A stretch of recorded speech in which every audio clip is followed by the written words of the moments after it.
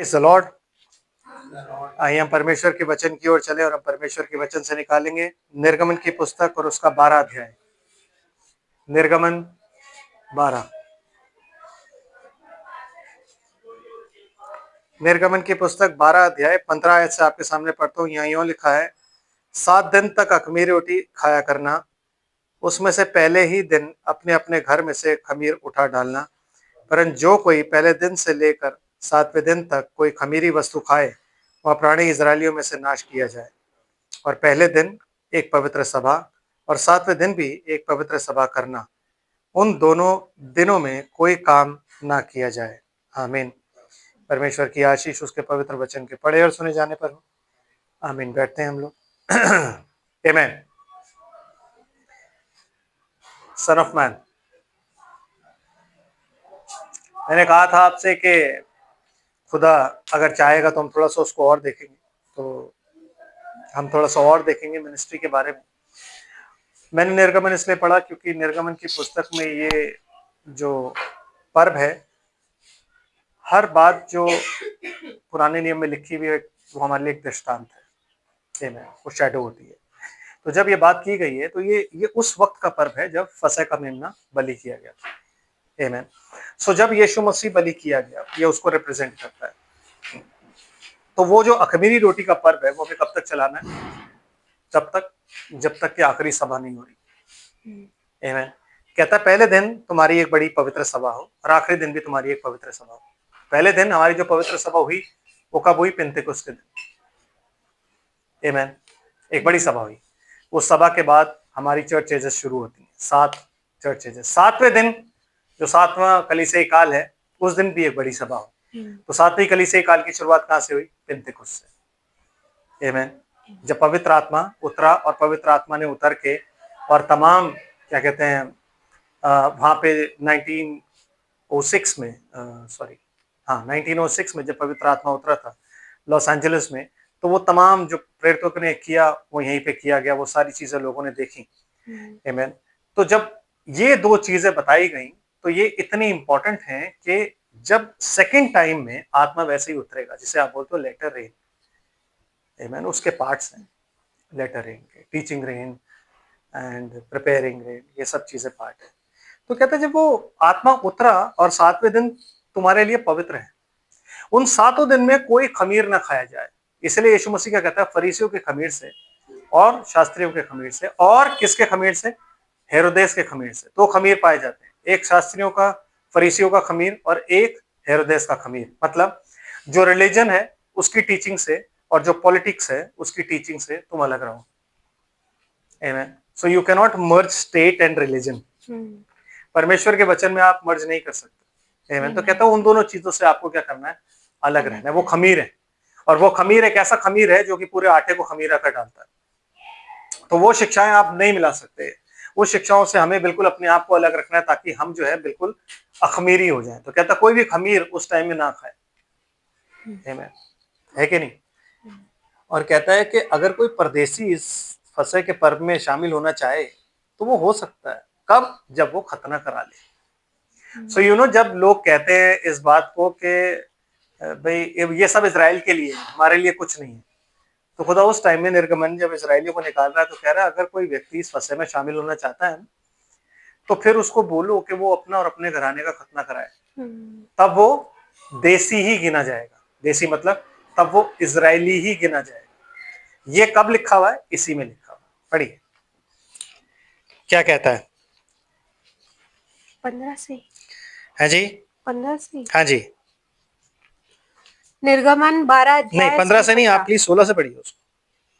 17 निर्गमन से पढ़िए, 17 से। I am sorry. 17। इसलिए तुम बिना खमीर की रोटी का पर्व मानना, क्योंकि उसी दिन मानो मैंने तुमको दल दल करके मिस्र देश से निकाला है। इस कारण वह दिन तुम्हारी पीढ़ियों में सदा की विधि जानकर माना जाए। पहले महीने के 14वें दिन को सांझ से लेकर 21वें दिन की सांझ तक तुम अखमीरी रोटी खाया करना।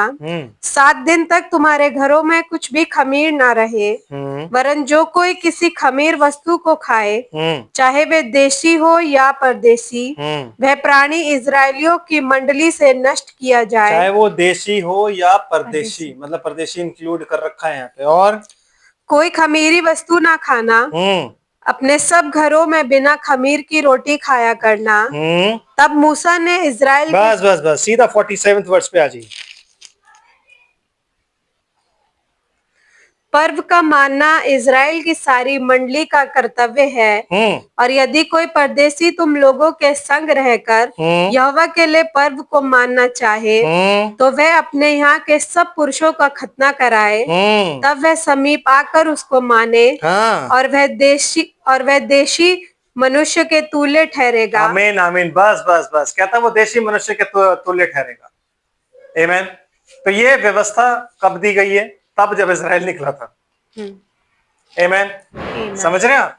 तो मतलब तब से परमेश्वर की मनसा ये थी कि अगर कोई विदेशी भी आना चाहे ना, तो उसका रूल क्या है? खतना कराए। इसलिए आज के युग में जब पौलुस रोमियो की पत्री में हमें बताता है कि खतना क्या होता है, हृदय का खतना। आज हमारा भी खतना है, और वो खतना क्या है? हृदय का खतना। जो बपतिस्मा आप लेते हो उसको हम बोलते हैं खतना। आमीन। इसलिए आज हम उस फसे में शामिल हो सकते हैं जो फसे सिर्फ इजराइलियों के लिए था। इसलिए हम ये कह सकते हैं कि फसे का मेमना जो बलि हुआ, आज हम उसमें भी शामिल हम भी हैं। क्यों? क्योंकि हमने अपना खतना कराया है। तो हम उस मेमने का मांस खा सकते हैं। क्यों? क्योंकि वो कहता है जहां लोथ है वहीं उकाब होंगे।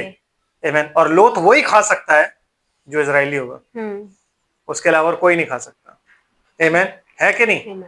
तो जब इजरायलियों के साथ अन्य जातियों को शेयर किया गया है, तो फिर हम क्यों कहते हैं कि ये भविष्यद्वक्ता इसके लिए नहीं, वो भविष्यद्वक्ता उसके लिए नहीं, वो भविष्यद्वक्ता उसके लिए नहीं, या वो मिनिस्ट्री उसके लिए नहीं। आमीन। ये कहना थोड़ा अटपटा नहीं लगता आपको कि ये क्या लिखा हुआ और कैसे बोल रहे हैं? समझ रहे हैं ना बात को? तो वो तीसरा दिन जो 7वां दिन है, उसकी बड़ी इंपॉर्टेंस है, क्योंकि 7वां दिन जहां पे लिखा ना पवित्र सभा हो। आमीन। क्योंकि 7वां दिन क्या है? विश्राम दिन है। ये भी लिखा हुआ, पढ़िए जी सिस्टर जी, प्लीज पढ़ लीजिए उसको, क्या लिखा हुआ विश्राम। हाँ, थोड़ा सा उसको 16वीं आयत में क्या, नहीं 18 16 से 16 पूरी कर दीजिए आयत प्लीज। 12 का 16। हाँ जी। पहले दिन एक पवित्र सभा और 7वें दिन भी एक पवित्र सभा करना। उन दोनों दिनों में कोई काम ना किया जाए, केवल जिस प्राणी का जो खाना हो उसके काम करने की आज्ञा है। उसके काम करने की आज्ञा है। इसलिए तुम बिना खमीर की रोटी का पर्व मानना। हाँ, इसलिए तुम बिना खमीर की रोटी का पर्व मानना। तो कोई भी खमीर नहीं खाया जाएगा। और पहला दिन जो है वो विश्राम दिन है, और आखिरी दिन जो है वो क्या है? विश्राम दिन। उसमें कोई कामकाज नहीं करेगा। आमीन। तो आखिरी दिन का जो विश्राम दिन है, जिसे हम कहते हैं 7वां दिन, तो विश्राम पढ़ लेते हैं क्या है। पढ़िए यशायाह नबी की पुस्तक और उसका 58 चैप्टर, 58 अध्याय 58, और उसकी 13 आयत से पढ़िए जी, क्या लिखा हुआ है। यदि तू विश्राम दिन को अशुद्ध ना करे, हाँ जी, अर्थात मेरे उस पवित्र दिन में अपनी इच्छा पूरी करने का यत्न ना करे। तो मतलब विश्राम दिन को अपवित्र करने का सिर्फ एक तरीका है, और वो तरीका क्या है? कि आप उसमें जब अपनी इच्छा पूरी करते हो, तो आप विश्राम दिन को क्या करते हो? अपवित्र। आमीन। जब आप प्रभु यीशु मसीह के नाम में बपतिस्मा लेते हो, तो आप विश्राम में प्रवेश करते हो। आमीन। इसीलिए आप दुआ ये करते हो कि आए हमारे बाप तो जो आसमान पर है, तेरा राज्य आए, तेरी इच्छा जैसे स्वर्ग में पूरी होती है पृथ्वी पर भी। What does that mean? इच्छा के बारे में जो लिखा हुआ है उसका मतलब क्या है? उसका मतलब ये है कि इच्छा का मतलब अपनी इच्छा पूरी नहीं करनी। अगर मैं विश्राम दिन को, अगर मैं अपनी इस वॉक को, जो कहते हैं खुदा के साथ मैं चल रहा हूं, या मैं सियोन की ओर बढ़ रहा हूं, या मैं अपने रैप्चर के लिए तैयारी कर रहा हूं, उस वॉक में मुझे अपनी इच्छा पूरी नहीं करनी, मेरी कोई डिजायर नहीं है। इसलिए दाऊद क्या कहता है? दाऊद कहता है कि यहोवा मेरा चरवाहा है, मैं कुछ नहीं चाहता। आई शैल नॉट वांट, मतलब मेरी कोई चाहत नहीं है इसमें, मुझे घटी नहीं होगी, नहीं, मैं कुछ नहीं चाहता। मेरी कोई चाहत नहीं है। आमीन। और सिस्टर आगे क्या लिखा हुआ है, थोड़ा सा पढ़ दीजिए। और विश्राम दिन को आनंद का दिन और यहोवा का पवित्र किया हुआ दिन समझकर माने। यस। यदि तू उसका सम्मान करके उस दिन अपने मार्ग पर ना चले, अपने मार्ग पर ना चले, मतलब उस दिन, मतलब आप जब प्रभु यीशु मसीह में प्रवेश कर गए हो तो आपका कोई मार्ग नहीं है। आमीन। अब जो मार्ग है वो किसका है? मसीह है, क्योंकि मार्ग, सत्य और जीवन मैं हूं। तो आपका कोई मार्ग नहीं है इसमें। अब आप एक मार्ग पर चल रहे हो और वो मार्ग जो है वो मसीह का मार्ग है और आप उस पर चल रहे हो। समझ आ रहा है? उस मार्ग पे आप चल रहे हो। यस। फिर जी, यदि तू उसका सम्मान करके उस दिन अपने मार्ग पर ना चले, हाँ जी, अपनी इच्छा पूरी ना करे दोबारा से कहता है, अपनी इच्छा पूरी ना करे और अपनी ही बातें ना बोले, और अपनी ही बातें ना बोले। यहां तक कि अब जबकि आप विश्राम में हो तो आप अपनी बात नहीं बोल सकते। इसलिए प्रभु यीशु मसीह क्या कहता है? मैं अपनी तरफ से कुछ नहीं कहता, जो कुछ पिता से सुनता हूं वही कहता हूं। आप और मैं जब प्रभु में आ जाते हैं ना तो हमारे पास अपनी बात नहीं होती। हम जब भी बोले, इसलिए कहता तुम्हारा वचन हमेशा क्या हो? सलोना, seasoned with salt. Salt is word of God, पवित्रता। आमीन। तो आप जिससे भी बात करो ना, आपकी बातों में परमेश्वर का वचन झलकना चाहिए। आप अपनी बात किसी को मत बोलो, आप जब भी बोलो परमेश्वर की बड़ाई करो। यही चीज खुदा ने, यही चीज प्रभु यीशु मसीह ने जमीन पर करी कि उसने जब भी बोला उसने क्या किया? खुदा की बड़ाई करी। और जब वो खुदा की बड़ाई करता रहा तो परमेश्वर उससे प्रसन्न हुआ। वो कहता है मेरे पास बोलने के लिए मेरा कुछ है ही नहीं, मेरे पास करने के लिए मेरा कुछ नहीं है। आमीन। मैं कुछ कर भी नहीं सकता अपना। क्यों? क्योंकि मैं ऑलरेडी जब भी बोलता हूँ सिर्फ जो पिता से सुनता हूँ वही बोलता हूँ। क्या हम वो बोलते हैं जो हम पिता से सुनते हैं? क्या हम वो बोलते हैं? नो। हम हमेशा अपनी ही बात बोलते हैं, जो हमें समझ आती है, जो हमारी रीतियां है, जो हमारे रिवाज है, वो बोलते हैं। लेकिन खुदा हमसे चाहता है कि हम वो बोले जो वो हमसे कहता है। वो ये नहीं चाहता कि हम वो बोले जो हम बोलना चाहते हैं। तो ब्रदर एंड सिस्टर, जब आप इस समय में जी रहे हो तो आप इसलिए कहते हैं ना, Christian life is not an easy life. मसीह जीवन आसान नहीं है। लॉ बहुत इजी था, ग्रेस बहुत मुश्किल है। तो ग्रेस में जब आप बोलोगे ना तो आपको परमेश्वर, क्योंकि आपने स्वर्ग में जाना है, स्वर्ग में जाके आप अपनी बात नहीं करोगे। आप प्रभु के साथ जब रहोगे तो अपनी बातें नहीं करोगे, दुनियावी बातें और ये वो ये सब नहीं चलेगा। आप क्या बोलोगे? Praise and worship. आप सिर्फ प्रेज करोगे, आप सिर्फ वर्शिप करोगे। वो आपको काम देगा, आप वो काम करोगे। यही आपका काम है। ना मैं अपनी बात बोल सकता हूँ, ना मैं अपना काम कर सकता हूँ, ना मैं कुछ और कर सकता हूँ। आमीन। समझ रहे हो कि नहीं? यस। एंड सिस्टर, तो तू यहोवा के कारण सुखी होगा। तो तू यहोवा, हम लोग सुखी क्यों नहीं है? हमारे अपने अपने मार्ग है। नूह का टाइम क्यों डूबा? क्यों नूह के टाइम में जल प्रलय आया? कहता उन्होंने अपनी अपनी चाल बिगाड़ ली, मतलब उनके अपने अपने मार्ग थे, इसलिए वो टाइम खराब हो गया। वो लोग सुखी क्यों नहीं थे? क्योंकि अपने पास उनकी अपनी बातें थी, अपने काम थे करने के लिए, अपना मार्ग था चलने के लिए। आमीन। मेरे कहने का मतलब ये नहीं कि हम नौकरी धंधा, नो, यहाँ नौकरी की बात नहीं है। नो ब्रदर, यहाँ बात ये है कि ठीक है मुझे नौकरी तो मुझे करनी है, बट मेरा मेन पर्पस क्या है? To live for Christ. That's it. कि मैं मसीह के लिए जीऊं। क्यों? क्योंकि मसीह मेरे लिए मरा। अगर उसने आपको चुना है, आपको रखा है, आपको यहाँ पे रखा है, आपको अपने वचन में लाके रखा है, तो आपका फर्ज सिर्फ ये बनता है कि आप मसीह के लिए जियो, क्योंकि वो आपके लिए मरा, और तब आप सुखी रहोगे। अगर आप मसीह के लिए नहीं जियोगे, आप मसीह के मार्ग पर नहीं चलोगे, वो उसका मार्ग आपका मार्ग नहीं है। उसकी बातें, कहता मेरी बातें अगर तुम में बनी रहे तो मुझे बने रहो तो जो मांगोगे वो हो जाएगा। तो ये सुख का मूल है। कहता यहोवा को अपने सुख का मूल जान। कब जानोगे? जब उसकी बातें आपके मन में और आप उसमें बने रहोगे। आमीन। समझ रहे हैं ना? यस। देन सिस्टर, और मैं तुझे देश के ऊंचे स्थानों पर चलने दूंगा। सोचो, मैं तुझे कहा, मतलब मैं तुझे क्या बनाऊंगा? शिरोमणि। देश के ऊंचे स्थान क्या होते? वो स्थान जिनमें बड़े बड़े लोग होते, मैं उनसे भी ऊपर तुम्हें उठा दूंगा। कैसे? कभी सोचा कैसे? बाइबल कहती है, यहां हाथ रखिएगा सिस्टर, और लूका की इंजील उसका 3रा अध्याय निकालिए, पहली आयत से पढ़िए। कैसे खुदा हमें ऊंचे स्थानों में लिए चलता है।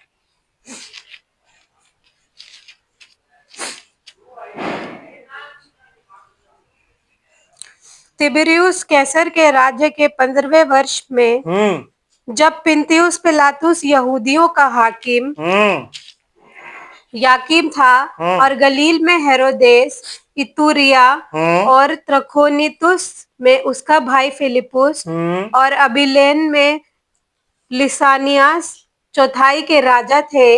और जब राजा चौथाई के राजा थे और जब हन्ना और कैफा महायाजक थे, उस समय परमेश्वर का वचन जंगल में जकरिया के पुत्र यूहन्ना के पास पहुंचा। मतलब परमेश्वर ये बता रहा है, जब इतने बड़े बड़े पहाड़ इजराइल में पाए जाते थे, इतने बड़े बड़े लोग इजराइल में पाए जाते थे, तो जो दो दो महायाजक थे, तब जंगल में परमेश्वर का वचन किसके पास पहुंचा? यूहन्ना के पास पहुंचा। आमीन। इन जितने भी ये सो कॉल्ड ऊंचे ऊंचे स्थानों पे लोग बैठे हुए थे, इनके पास नहीं गया, इनमें से किसी के पास नहीं गया। कहाँ गया? जंगल में।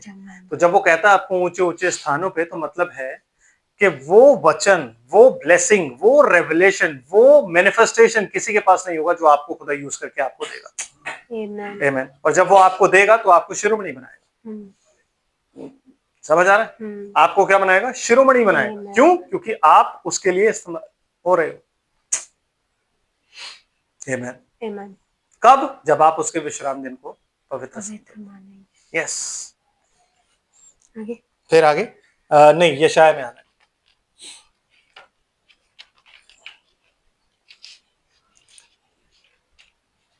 मैं तेरे मूल पुरुष याकूब के भाग की उपज में से तुझे खिलाऊंगा, क्योंकि यहोवा ही के मुख से ये वचन निकला है। अब लोग कहेंगे भाई ये तो इजराइल के बारे में लिखा हुआ है, लेकिन याकूब की उपज ये परमेश्वर के प्रॉमिस हैं जो आपको खिलाए जा रहे हैं। तो वो कह रहा है उस प्रॉमिस में से मैं तुझे खिलाऊंगा।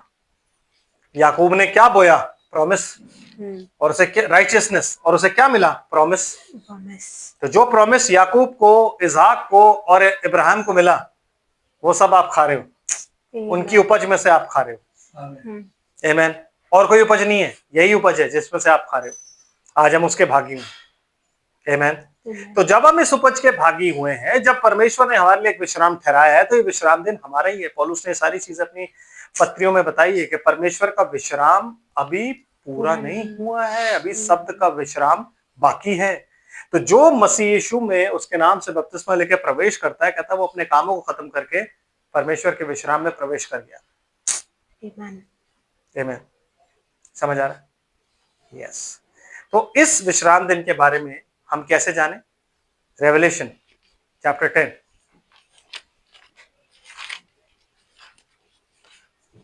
प्रकाशित वाक्य 10 अध्याय।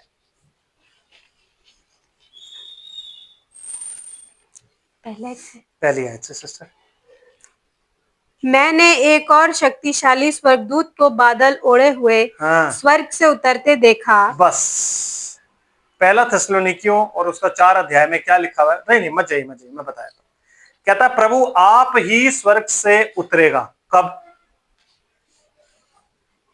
कब? आमीन। कब?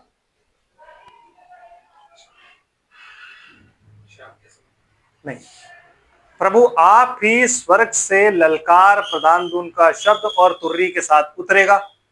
मुर्दे अविनाशी दशा में जी उठेंगे। आमीन। और सोए हुए जो हैं, हम उनसे आगे नहीं बढ़ेंगे, वो पहले जी उठेंगे। इस प्रकार हम सब हवा में प्रभु से मिलेंगे। विच मीन्स ये सेकंड कमिंग नहीं है ब्रदर। ये वो लिटरल कमिंग नहीं है खुदा की जिसमें यीशु मसीह नीचे पांव धरेगा, क्योंकि वो कहता है हम सब प्रभु से हवा में मिलेंगे। विच मीन्स हम उड़ के प्रभु के पास जाएंगे। आमीन। और हम किसी भी रीति से इस धरती पर, अगर आप कहते हो वो समय है, ये बात उस समय की लिखी हुई है जिस समय में यीशु मसीह जमीन पर न्याय करने के लिए आएगा। तो ब्रदर ये बात थिस्सलुनीकियों को लिखी गई है, इस्राएलियों को नहीं। और थिस्सलुनीके जो है वो अन्य जाति हैं। ये संदेश किनका है? अन्य जाति बिलीवर्स का है। आमीन। और पौलुस किनका प्रेरित है? किनके लिए ज्योति है? अन्य जातियों के लिए। तो पौलुस लिख रहा है कि हम सब प्रभु से हवा में मिलेंगे। तो प्रभु पीछे नीचे पैर कब धरेगा? और अगर उसने नीचे पैर धरना ही है तो हम हवा में क्यों मिल रहे हैं? हम नीचे क्यों नहीं मिल रहे उससे? तो वचन की समझ थोड़ी सी हमारे पास होनी चाहिए। इसे बोलता है rightly dividing the word of truth. उस सत्य वचन को ठीक से काम में लाना आना चाहिए आप। आमीन। समझ रहे हैं ना? तो बलि स्वर्गदूत को क्या किया? हमने नीचे उतरते हुए देखा। और बलि स्वर्गदूत क्या कर रहा है? नीचे उतर रहा है। आमेन। अब हमने जब सबसे पहली चीज देखी वो उसका चेहरा था, जो हम पहले डिस्कस कर चुके हैं। फिर हमने क्या देखा? पाँव। उसके सिर पर मेघधनुष था और उसका मुंह सूर्य के समान, हाँ जी, और उसके पांव आग के खंभे के समान थे। ये सब चीजें हमने देख ली कि वो ऐसा था। आमेन। फिर क्या हुआ सिस्टर? उसके हाथ में एक छोटी सी खुली हुई पुस्तक फिर हमने थी। देखा कि उसके हाथ में एक पुस्तक है और जो कि खुली हुई है। आमेन। ये भी हमने देखा क्या कि सील्ड बुक थी, जो पहले जो सिंहासन पर बैठा था उसके हाथ में थी, बंद थी, और इसकी मोहरों को किसने तोड़ा? मेमने ने। कहता जब मैं पीछे घूमा मैंने सिंह की सी आवाज सुनाई दी। नहीं, यहूदा के गोत्र का वो सिंह इन मोहरों को तोड़ने के लिए क्या कहते हैं, सामर्थी था। तो कहता मैं पीछे मुड़ा तो मैंने क्या देखा? मेमना। आमेन। मेमना देखा। तो क्या बोला? यहूदा के गोत्र का वो सिंह। सिंह क्यों बोला? क्योंकि वो हर चीज पे उसने ओवरकम किया है। सबसे आखिरी चीज जिस पे उसने ओवरकम किया वो थी मृत्यु। तो जब आप ओवरकम करते हो किसी भी चीज पे, you become a king. Amen. But जब वो मरा तो वो क्यों मरा? क्योंकि वो हमारे पापों के लिए एक फसह का मेमना था, जो मैंने अभी आपके लिए पढ़ा। आमेन। तो पहले दिन एक सभा थी और आखिरी दिन में एक सभा, और ये आखिरी दिन का संदेश है। ये आखिरी दिन का संदेश है ब्रदर एंड सिस्टर, क्योंकि आखिरी दिन में ही प्रभु आप स्वर्ग से उतरेगा। आमेन। वो उस फर्स्ट चर्च एज में नहीं उतरा, पौलुस के टाइम में नहीं उतरा, वो कहता उस टाइम पर प्रभु उतरेगा। आमेन। समझ रहे हैं? फिर सिस्टर क्या होता है? उसके हाथ में खुली हुई पुस्तक है। वो पुस्तक जिसे हम कहते हैं कि वो सारी मिस्ट्रीज जो है वो रिवील्ड हो गई। आमेन। ये बोला जाता ना, एंड टाइम बिलीवर्स वाले क्या बोलते हैं कि हाँ सारी मिस्ट्रीज खत्म, सब मिस्ट्रीज रिवील्ड हो गई, अब हमारे पास और कुछ नहीं बचा है। तो बाइबल क्या कहती है? Yes sister. उसने अपना दाहिना पांव समुद्र पर और बायां पांव पृथ्वी पर रखा। अब समझने वाली बात यह है कि जब आप वो नीचे उतर रहा है तो आप देख रहे हो उसके हाथ में एक पुस्तक है जो ऑलरेडी खुली हुई है, बट उसने पांव अभी तक नहीं रखा है। तो इससे पहले कि वो पांव जमीन पर रखे उसने वो पुस्तक खोल दी। आमेन। क्योंकि जब वो उतर रहा है आप उसे ऊपर ही देख रहे हो आसमान में, तो उसने वो पुस्तक अपने हाथ में पकड़ी हुई है और वो पुस्तक ऑलरेडी खुली हुई है, बट पांव अभी नहीं धरा है। क्लेम अभी उसने किसी को नहीं किया है, ना अन्य जातियों को ना इजरायलियों को, किसी को भी क्लेम नहीं किया उसने। अभी उसको क्लेम करना बाकी है। आमेन। तो ये जो टाइम है, ये कौन सा टाइम है जिसमें हमने देखा कि वो पुस्तक खुल चुकी है? वो ये टाइम अभी चल रहा है। Amen. But there will come a time जब वो क्लेम करेगा दोनों, और जब वो क्लेम करेगा तो दोनों को एक साथ क्लेम करेगा। और उसका तरीका क्लेम करने का क्या होगा? सिस्टर पढ़िए। उसने दाहिना पांव समुद्र पर हाँ, और बायां पांव पृथ्वी पर रखा। दोनों पांव उसने एक साथ ही रखे। इसका मतलब है जब वो अपनी ब्राइड को यहां से क्लेम करेगा तभी वो इजराइल को भी क्लेम करेगा।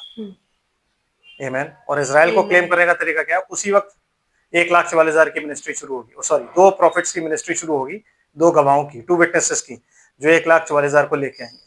लेकिन उसी एक वक्त में एक चीज और होगी, जैसे ही वो क्लेम करेगा दोनों को सिस्टर, और ऐसे बड़े शब्द से चिल्लाया जैसा सिंह गरजता है। क्योंकि वो किंग है तो इसलिए वो सिंह हो गया। तो क्या है? जैसे सिंह गरजता है, लायन रोरर। और जब वह चिल्लाया तो गर्जन के 7 शब्द सुनाई दिए। पुस्तक खुली है, मिस्ट्रीज रिवील, 6 सील्स खुल चुकी हैं। 7 सील,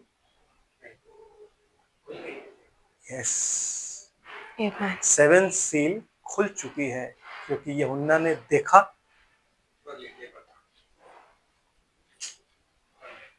और जब उसने 7वीं मोहर खोली तो आध घड़ी का सन्नाटा। उसने क्यों लिखा है? बिकॉज ही न्यू कुछ हुआ है।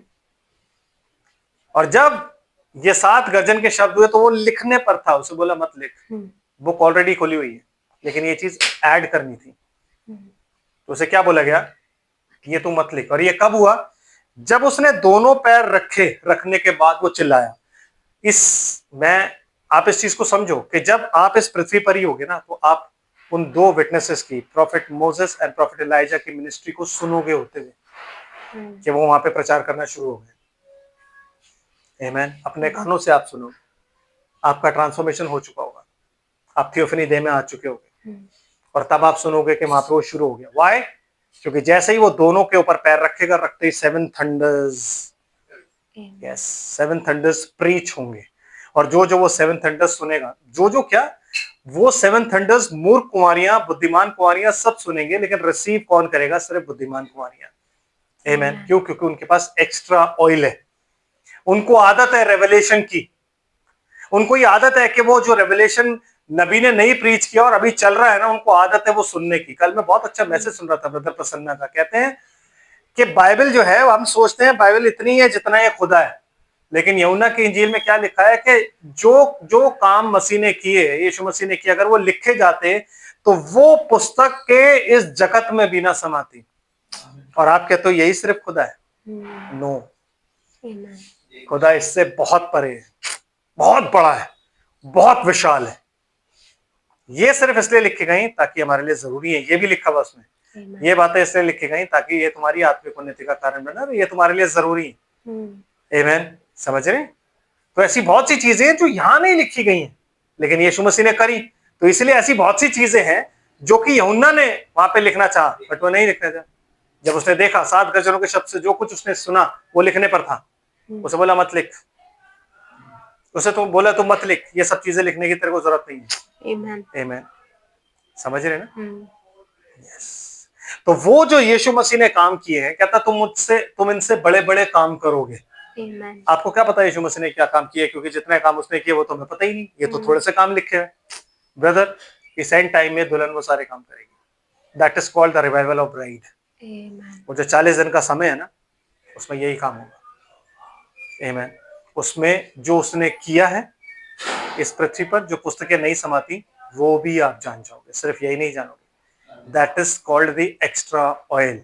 एक्स्ट्रा ऑयल, एक्स्ट्रा रेवलेशन है, पवित्र आत्मा है जो आप उनमें साथ लेके चलते हो। और पवित्र आत्मा का सिर्फ एक उद्देश्य था कि वो आपको इस वचन की तमाम बातें बताए, वो बातें जिन्हें यीशु मसीह कहता है मुझे अभी तुम्हें बहुत सी बातें कहनी है पर तुम्हें बर्दाश्त नहीं कर सकते, बट जब सत्य का आत्मा आएगा तो तुम्हें सब कुछ सच बताएगा। तो वो बातें हम अभी बर्दाश्त नहीं कर सकते। आमीन।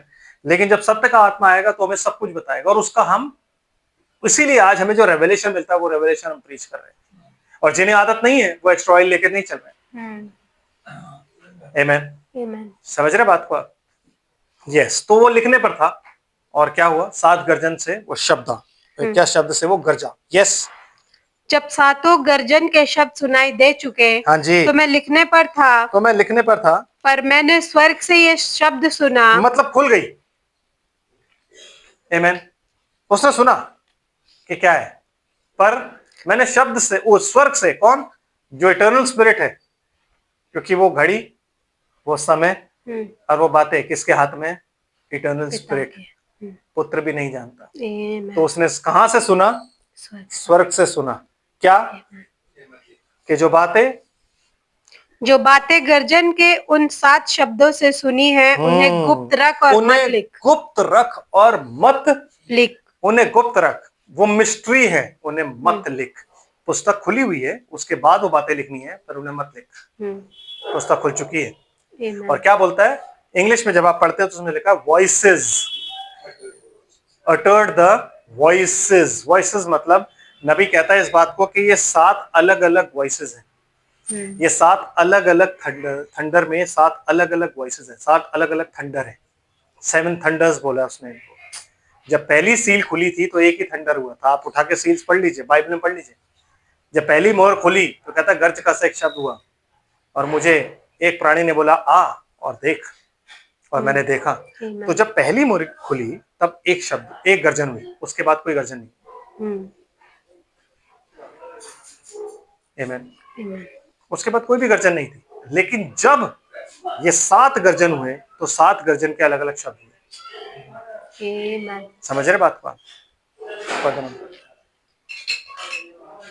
7 गर्जन के शब्द हुए, और कहता जब 7 गर्जन के शब्द हो चुके और मैं लिखने पर था, तो मैंने देखा और मेरे को किसी ने ऊपर से बोला कि ये जो 7 गर्जन के शब्द हुए हैं, इनमें जो कुछ भी हुआ है उसको तो तू मत लिख, उसको तूने गुप्त रखना है। आमीन। ये 7 अलग अलग संदेश हैं। हाँ सॉरी, 7 अलग नहीं, ये 7 अलग अलग लोग हैं जो एक संदेश को देंगे, जो एक ही गर्जन में से आते हैं।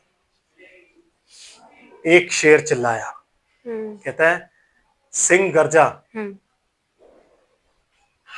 किसने सुना? परमेश्वर का उज्जवल प्रकट हुआ, किसने विश्वास किया? आमेन। आमेन। समझ रहे?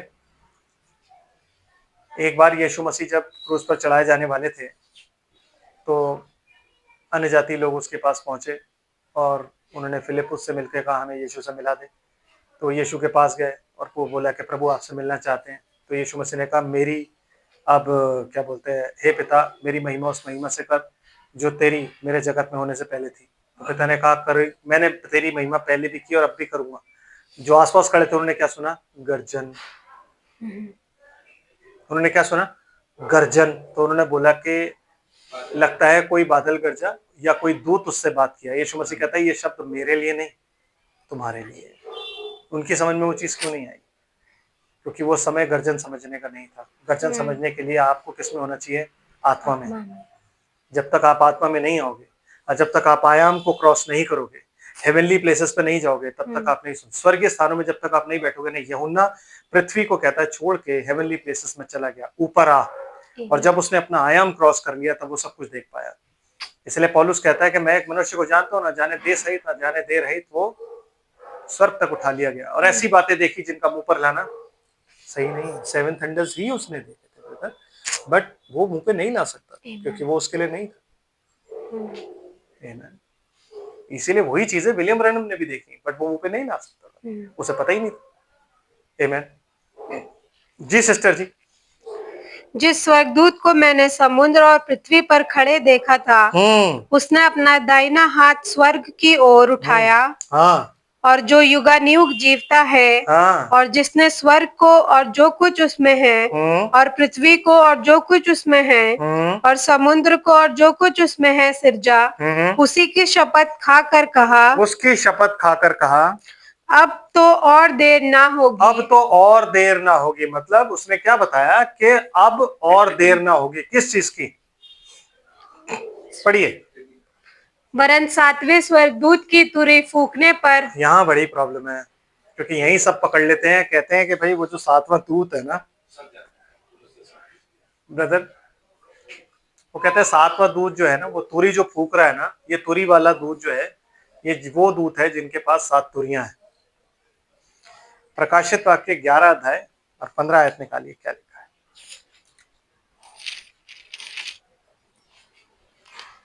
जब 7वें दूत ने तुरही फूंकी। किसने? 7वें। और जब आप प्रकाशित वाक्य 10:7 पढ़ते तो क्या लिखा है? वरन 7वें स्वर्गदूत के तुरही फूंकने पर। दोबारा आइए वापस, क्या लिखा है यहाँ पे? 7वें दूत ने तुरही फूंकी। ब्रदर एंड सिस्टर, स्वर्गदूत और दूत दोनों एक ही बात है। क्या मैं ये नहीं कहूंगा आपको, लेकिन एक मैसेंजर है, एक का कुछ काम अलग है और एक का काम सिर्फ तुरही फूकना है। आमेन। तो जब 7वें दूत ने तुरही फूकी 11 अध्याय 15 है तो क्या होता है वहां पे? जब 7वें दूत ने तुरही फूकी। ओके, ये 7वां दूत जो है इसके पास क्या है? इसके पास ट्रम्पेट है। ट्रम्पेट है इसके पास। आमेन।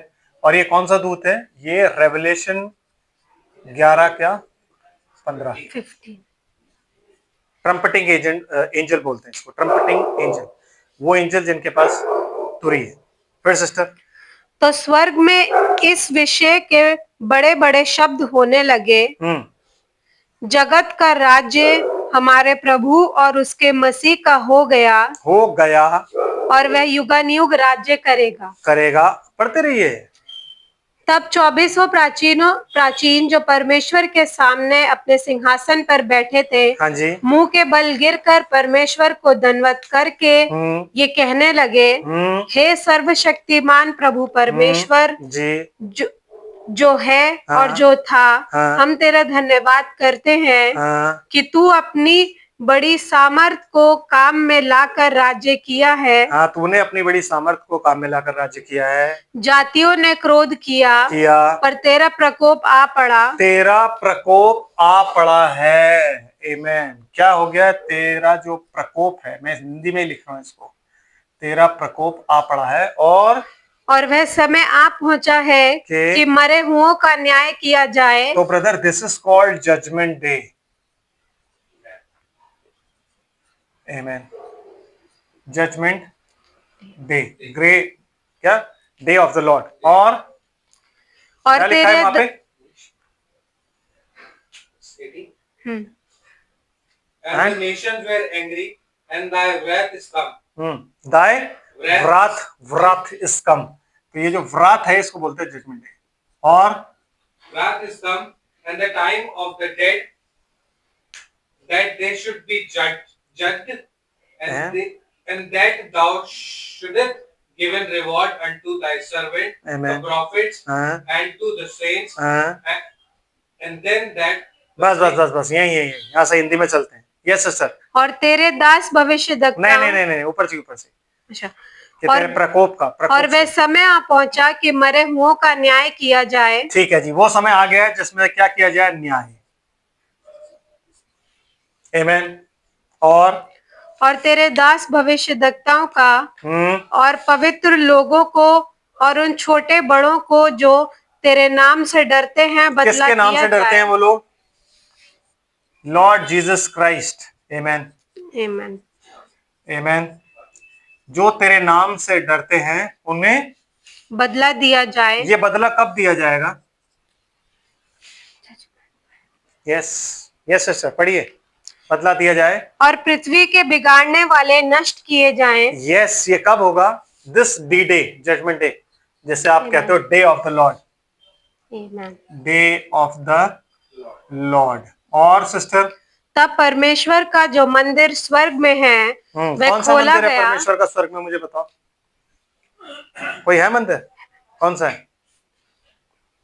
परमेश्वर का मंदिर यीशु मसीह है। कहता है वाचा को वे दूत अचानक अपने मंदिर में आ जाएगा। तो अगर इटर्नल स्पिरिट का कोई मंदिर है तो वो कौन है? मसीह। और तब परमेश्वर का जो मंदिर स्वर्ग में है वह खोला गया जी, और उसके मंदिर में उसकी वाचा का संदूक दिखाई दिया। यस, वाचा का संदूक कौन है? यीशु मसीह। यस। और बिजलियां और शब्द मतलब वॉइसेस और गर्जन और भूकंप हुए नहीं। इंग्लिश में पढ़ो ब्रदर, क्या लिखा हुआ है? And the temple of the Lord was open in heaven, and there was seen in his temple the ark of his. नहीं, आप वहां पे आओ, गर्जनों पे आओ सीधा। And there were lightnings, and voices, and thunderings, and an earthquake है वहां पे। and earthquake नहीं है, it is an earthquake, मतलब एक earthquake। ये कौन सा एक है? Great hello. ये कौन सा अर्थक्वेक है जिसको लिखा है एंड एन अर्थक्वेक? एक अर्थक्वेक है ना? कौन सा अर्थक्वेक है? यही मैं पूछना चाह रहा हूं कि ये कौन सा अर्थक्वेक है। 8वां अध्याय 12 आयत, सॉरी 8वां अध्याय और नहीं 6वां अध्याय, सॉरी मैं गलत पढ़ गया। 6वां अध्याय 12 आयत। जब उसने 6वीं मोहर खोली तो मैंने देखा कि एक बड़ा भूकंप हुआ और सूर्य कंबल के समान काला और पूरा चंद्रमा लहू के समान हो गया और आकाश के तारे पृथ्वी पर ऐसे गिर पड़े जैसे बड़ी आंधी से हिलकर अंजीर के पेड़ में से कच्चे फल झड़ते हैं। आकाश ऐसा सरक गया जैसा पत्र लपेटने से सरक जाता है और हर एक पहाड़ और टापू अपने अपने स्थान से टल गया। तब पृथ्वी के राजा और प्रधान और सरदार और धनवान और सामर्थी लोग और हर एक दास और हर एक स्वतंत्र पहाड़ों की खो में और चट्टानों में जा छुपे और पहाड़ों और चट्टानों से कहने लगे, हम पर गिर पड़ो और हमें उसके मुंह से जो सिंहासन पर बैठा है और मेमने के प्रकोप से बचा लो, जो आपने अभी 11 अध्याय और उसकी 15 आयत में पढ़ा है। आमेन। तो वो जो तुरी फूकी जा रही है वो कब की है? The judgment day. उस प्रकोप से तुम बचा लो। और क्योंकि उनके प्रकोप का भयानक दिन आ पहुंचा है। हाँ। अब कौन ठहर सकता अब है? कौन ठहर सकता है, क्योंकि वो न्याय का दिन है। आमीन। कंफर्म करते हैं, दो गवाहों के पास चलते हैं। दूसरा गवाह 16 अध्याय, प्रकाशित वाक्य 17 है। 2:17। बस दो नहीं, 16 अध्याय 17 है। प्रकाशित वाक्य 16 अध्याय और उसकी 17 है। सातवें स्वर्गदूत ने अपना कटोरा हवा में अब उंडेल वो जो दिया। था वो तुरी वाला है, उसके पास तुरी है, ठीक है ना, और इसके पास क्या है? कटोरा। आमीन। इसके पास कटोरा है, और ये 7वां कटोरा है, जो कि किस दिनों में चलेंगे? ये उन दिनों के कटोरे हैं जब जजमेंट, जब डे ऑफ द लॉर्ड शुरू होगा, तो 7 कटोरे उंडेले जाएंगे। पता है आपको ये बात? तब 7 कटोरे उंडेले जाएंगे, तो उसमें से 7वां कटोरा वो उंडेल रहा है। और क्या लिखा है सिस्टर? सातवें स्वर्गदूत ने अपना कटोरा हवा में उंडेल दिया। हाँ जी। और मंदिर के सिंहासन से यह बड़ा शब्द हुआ, हाँ, हो चुका। हो चुका। और फिर बिजलियां चमकी, फिर बिजलियां चमकी, और शब्द और गर्जन हुए। यही चीज आपने शायद प्रकाशित वाक्य 11 अध्याय 15 आयत में पढ़ी थी। एग्जैक्टली यही चीज पढ़ी थी। यही चीज दोबारा हो रही है। आमीन। और फिर सिस्टर, और शब्द और गर्जन हुए। हाँ जी। और एक ऐसा बड़ा भूकंप आया, सेम एक ऐसा बड़ा भूकंप आया, और कि जब से मनुष्य की उत्पत्ति पृथ्वी पर हुई, हाँ जी, तब से ऐसा बड़ा भूकंप कभी न आया कभी था। नहीं आया था। और इससे उस बड़े नगर के 3 टुकड़े हो गए। यस, और जाति जाति के नगर गिर पड़े। यस, और बड़े बेबीलोन का स्मरण परमेश्वर के यहाँ हुआ। क्योंकि ये अर्थक्वेक 9 कैरेक्टर स्केल पर नहीं है, ये कम से कम 15 कैरेक्टर स्केल वाला है, और ये सारी पृथ्वी पर आया है। ये सिर्फ इजराइल में, या सिर्फ रोम में, या सिर्फ अमेरिका में नहीं आया है। ये कहाँ आया है? पूरी पृथ्वी पर आया है। आमीन।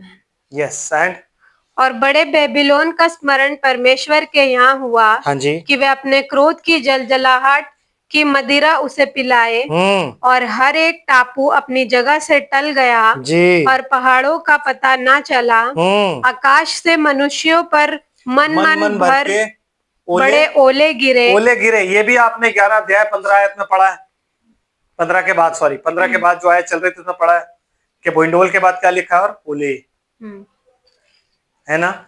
ओले लिखा है ना, वो यही ओले हैं। मन मन भर के ओले पड़ रहे हैं उन पर। और इसलिए कि यह विपत्ति बहुत ही भारी थी, लोगों ने ओलों की विपत्ति के कारण परमेश्वर की निंदा की। आमीन। उन लोगों ने ओलों के कारण परमेश्वर की, अर्थक्वेक के कारण उसने कुछ नहीं किया। ओले जो पड़ रहे थे ना, जिससे लोग मर रहे थे, तो उन्होंने परमेश्वर की उससे निंदा की। सो ब्रदर, जिस एंजल से आप कंपेयर कर रहे हो, 7वें दूत को, आप पहले जानो कि वो एंजल कौन है, क्योंकि वो ट्रम्पटिंग एंजल है, और वो ट्रम्पेट बजा रहा है। आमीन। और जब वो ट्रम्पेट बजा रहा है, तो वो टाइम क्या है? थोड़ा सा टाइम को देख के, और फिर मैं यहाँ इसको खत्म करूंगा। फ्राइडे को यहाँ से हम आगे बढ़ेंगे। आप 11 अध्याय और उसकी 14 आयत पढ़िए, क्या लिखा होगा?